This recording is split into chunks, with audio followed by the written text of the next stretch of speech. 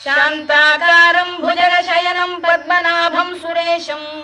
विश्वाधारं गगनसदृशं मेघवर्णं शुभांगम् लक्ष्मीकान्तं कमलनयनं योगिधृध्यानगम्यं वन्दे विष्णुं भवभयहरं सर्वलोकैकनाथम् मेघश्यामं पीतकौशेयवासं श्रीवत्साङ्कं कौस्तुभोद्भासिताङ्गम्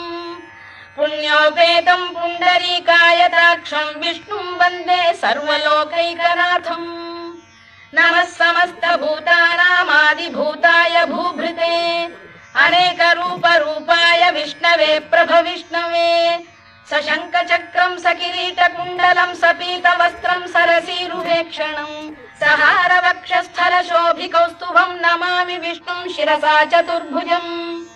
छायायां पारिजातस्य हेमसिंहासनोपरि